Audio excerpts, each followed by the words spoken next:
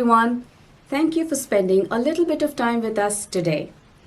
Pankul and I are excited to share with you some of the details on why and how we decided to implement Data Gateway in our Archer 6.7 environment. Although our Data Gateway journey has only been a little over a month now, we want to share with you on what made us give Data Gateway a try to deliver a business requirement and how we delivered it. We'll give you a demo of how we built the connectors, did the field mappings with the external data source, and then created dashboards to create reports using some of the new features that are available in Archer 6.7 onwards. I'm sure we have a wide variety of audience on the call today. Some of you are in leadership positions, stakeholders, or administrators. We hope our demo offers value, whether you are thinking of implementing Data Gateway or maybe looking for recommendations like do's and don'ts, or maybe just fun little ways of how Data Gateway can be implemented to deliver different business requirements. Whatever is your requirement, whatever has got you to our demo today, we're glad you're here. And before we get started, a little about us. I'm Leena Bongale, IT Development Manager at TD Bank. I have over 17 years of IT experience in a variety of different roles, worked as a developer, internal auditor, risk consultant in many organizations across the world. But the common thread has always been change. Everything I have worked on is constantly changing, automating, making things more efficient, which is how I think I ended up as a GRC specialist in a full-time role from the past 8 years now. With that, over to Pankul. Thank you, Leena. Hello, everyone. I am Pankul Chitrao, and I'm working in TD Bank from last 2 years as Senior Software Developer. I have extensive experience in building applications using Microsoft technologies. I also have experience in DevOps tools like Octopus and Jenkins. I have worked with search engines like Elasticsearch. I'm very passionate about Agile way of working and I'm Agile certified practitioner. From last 2 years, I have been working on GRC space using Archer platform. I'm a lifelong learner and I really like to learn new things and thrive on challenges. Data Gateway is one of them. I'm sure you are going to like our presentation. Before we begin, full disclosure, these dashboards, data, and the connectors used are samples and created only for the demo purposes. Due to confidentiality reasons, we cannot show you what is actually being used by our businesses. So with that out of the way, let's begin. So all of the data on this dashboard is directly being displayed from Datamart database. The records don't actually exist in Archer, but you're probably wondering what's the business requirement. So there's an interesting story behind it.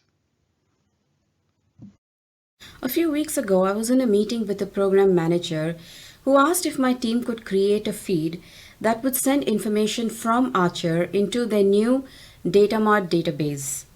In order to understand the requirement a bit better, I asked the purpose of the Datamart database. He explained that the plan is to bring in enterprise-wide asset-related information into a central repository and then run reports for business analytics. He also mentioned that they have a team of Java developers building an in-house reporting tool for the data visualizations. Having done a recent upgrade to Archer 6.7 and raring to try out the new features that are available, I explained to him the Archer Data Gateway and the data visualization capabilities in Archer. To my surprise, he couldn't wait to see the demo as a proof of concept. And he spread the word around amongst the executive senior leadership team And on sheer enthusiasm, we got to go ahead to build the POC. That's when I realized maybe RSA is onto something big with Archer Data Gateway.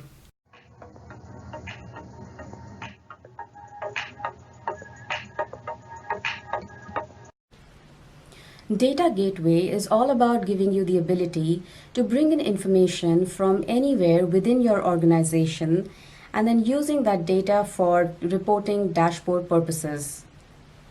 But if you think about it, Archer by default cannot connect to an external data source, like in our case, the DataMart database.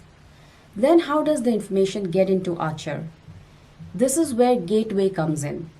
It is used as a mechanism to pull in the information from the external data source into Archer without having to store it in the Archer database. Now, this may sound very difficult, complicated, but it's not. You have two options.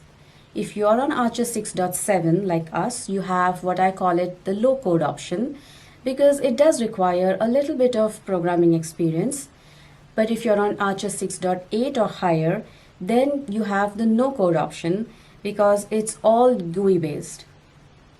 So over to Pankaj so she can explain to you how she created the data gateway connectors and did the field mappings. Once she has given you the demo of how she did the setup, I will quickly walk you through some of the new reporting features that I came across when I built the sample dashboard. In this presentation, I will show you how we implemented Data Gateway to display live status reports and charts for senior executives. I will be covering how to create Data Gateway connection, how to create field maps, how to configure field map with Archer field, how to test Data Gateway connection, and what are the do's and don'ts. First, we created an application in Archer. Now, as Lena mentioned previously, this is a demo application. So the fields here will be bringing data from SQL system, external database. So once we created the application and fields, we created the same field column in our SQL database.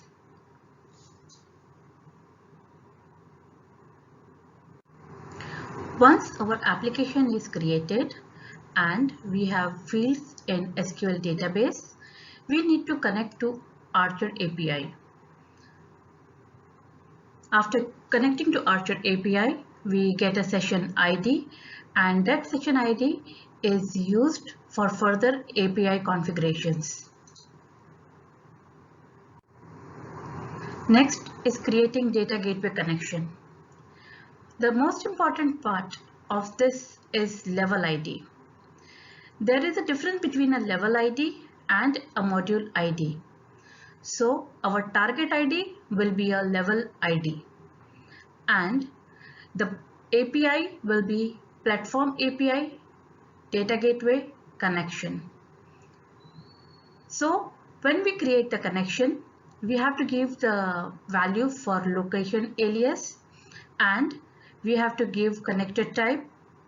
The default connected type will be archertech.datasource.content.genericSQL.genericSQL data source, and the properties will be connection string, table name, and the ID column name. Now this column will be our primary key in the table, SQL table. Once we run the API command for mapping the connection, for adding the connection, we will get this JSON which will say that whether our connection was successful or not. So you can see once we ran the JSON, we got our connection successful and it will tell us the requested object, that is a connection ID. After creating connection, we need to create field and we have to map those fields. So herein again, first thing to take care of is level ID. And after level ID, mentioning the level ID, our connections will have the same name which we created, that was SQL DG. In field mapping, there are two things to take care of. One is the source field ID, example tracking ID, and Archer field ID. So this is a way in which external fields are getting mapped with Archer field ID, and they are mapped for showing the data in Archer application. So you can see we have a source field called tracking ID, app code, app name, TCJ, DMZ, TS area, and so on.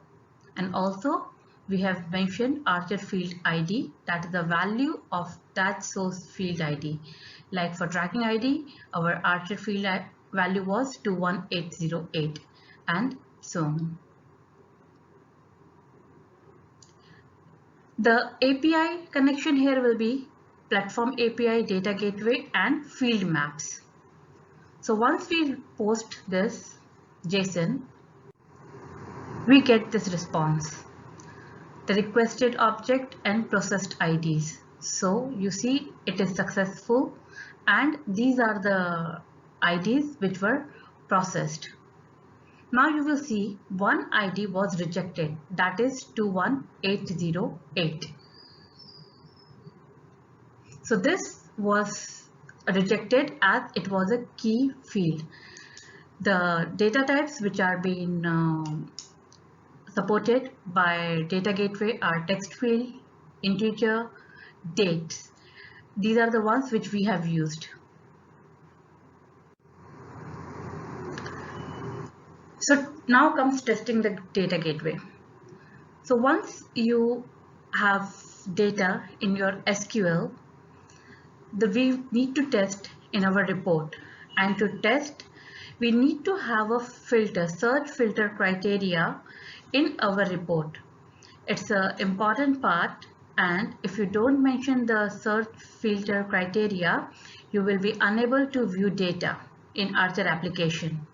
So one of the do's is to take care that we have filter in our report, in our search criteria. And here you can see for testing what we did was that in high risk application we have 51 applications. So I created an update query and I updated one of the record, and I had set the risk rating to medium. And when we ran the query and refreshed the Archer in our high risk applications, we can see the application number is now 50 and in medium it is 14. So this is the way which we were able to test our data gateway.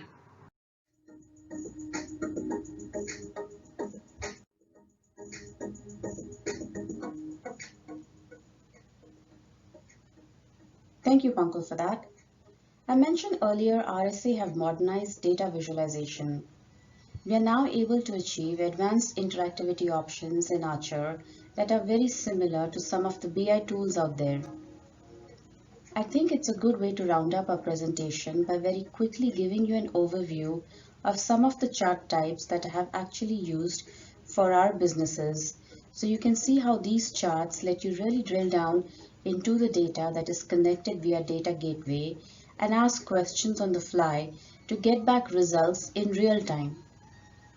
So along with the usual GRC functions, we have now started leveraging Archer as a strong storytelling device as well. A quick note, all of the following charts are based on my experience of creating them in Archer 6.7 patch 9. You may have different options available depending on the version of Archer you are on.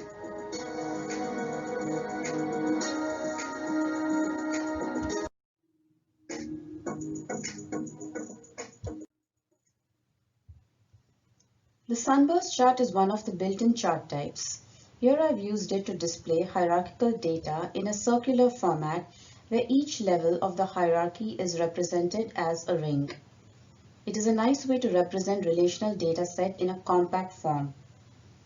The innermost ring represents the first level of hierarchy, which is risk rating. The second level is by middleware, and the third level or outermost ring represents the application status. In order to visualize the next level or drill down, I simply just click on any of the rings. Let's assume I clicked on very low risk rating, which is in the innermost circle. That automatically drills down to applications with a risk rating of very low and shows their middleware statuses. Had I clicked on medium from the above the first level, then this is the chart that would open up, or this would be my drill down. Similarly, if I click on the second level data, which is the ring above the innermost ring, it shows the associated data in two levels only, since I drill down from the second level. So the number of drill down levels you see depends on which ring you clicked on.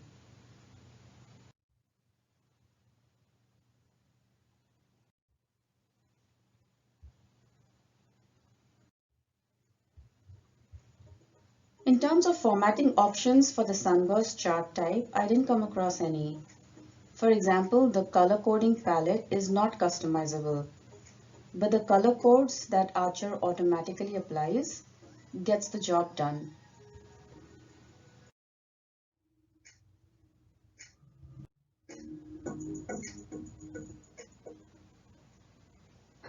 Let's look at yet another hierarchical data visualization.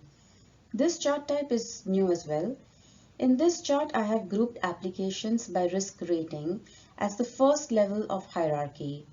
What this does is, it makes it easier to spot any patterns within groupings. This is good for visually comparing proportions within the hierarchy. Like in this example, it quickly shows a large number of applications fall in the high risk rating category, followed by applications with very low risk rating. For example, if you want to draw attention of your executives to high risk rating applications, this is the chart you would most likely use.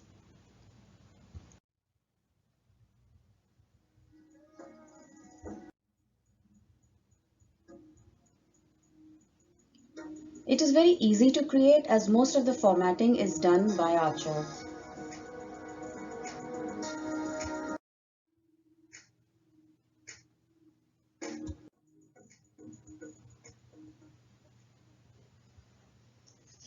So in this combination chart, I have plotted two types of data on the same chart. Unlike in a traditional or a regular chart where we can only apply one type of data, for example, let's say number of applications by risk rating. But this built-in chart type allowed me to create this dual axis chart, so I'm able to show number of applications and the total spend amount by risk rating. But in order to visualize two types of data on the same chart, there is one prerequisite. Both data must share the horizontal axis. So here, both number of applications and the total spend amounts are in relation to the risk rating. After you've plotted your own axis, Archer gives you the ability to apply your own color codes. Like for example, I selected purple to represent the number of application bars and a darker color for the total spend axis.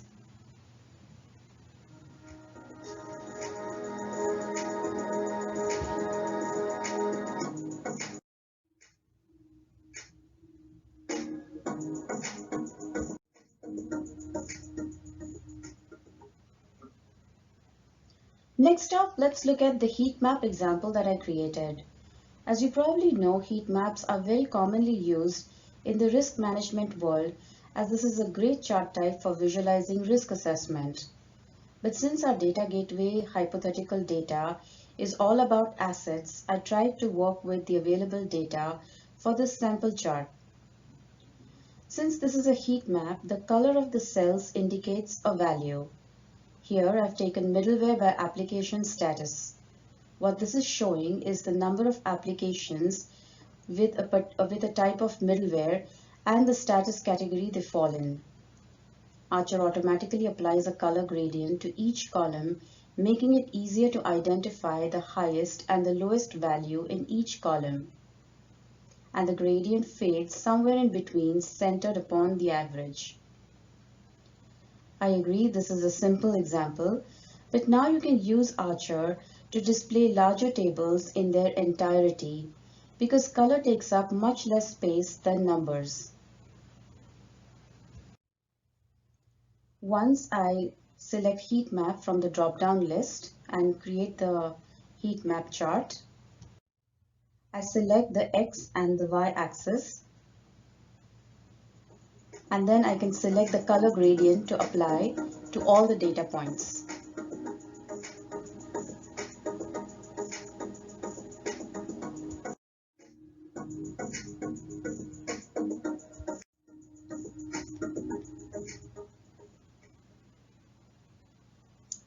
Now this is my personal favorite amongst the new chart types because it's unbelievably simple to create and takes only a single data point that you want to quantify or measure. As such, this visualization is always numbers, unlike the color coding or bars or slices ways used to display data. Each of these squares has a corresponding report.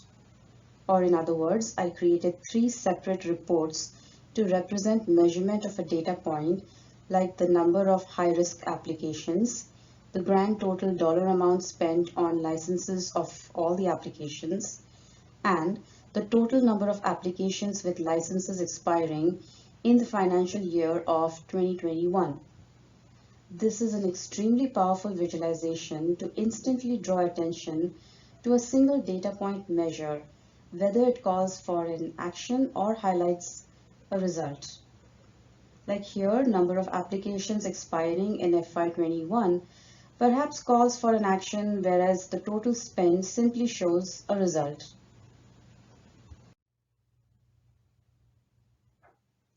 After I've created the report, Archer gives me certain formatting options like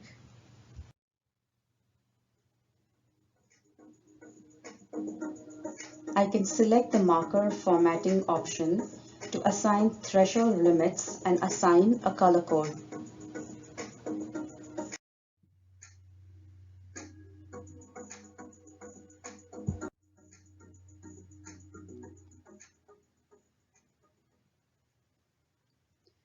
Since donut charts are used to show categorized data, I created the sample chart to show the percentage distribution of dollar amounts spent on applications across all the business units. The size of each slice shows the percentage of dollars spent by each business unit out of the total dollar spent. This lets executives know which area is spending the highest amount of money and take any action if necessary. This chart has some cool formatting options, like I can explode out the largest or smallest slice depending on the story that's being told.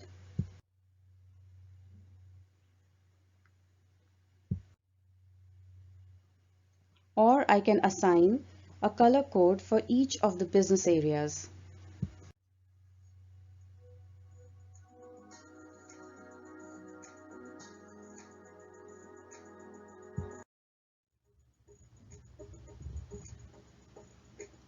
Hope we were able to show you how Archer now gives us the capability to do more with data, like data analysis and visualization, with not just the data that is stored within Archer, but actually anywhere across your organization.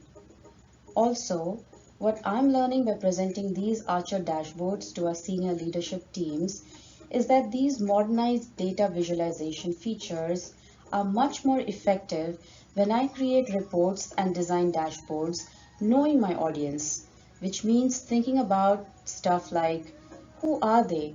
What do they care about? What keeps them up at nights? Because if we can frame our audience to know or to do in terms of those motivating factors, then we can get their attention and get our message across very easily. We hope our presentation was informative to you and you enjoyed watching us as much as we enjoyed recording this presentation. We would love to hear from you about your data gateway journey. If you have any questions, please feel free to contact us. Our contact information is on the next slide. So until next time, take care, be safe, and goodbye. Thank you everyone for watching us. Goodbye.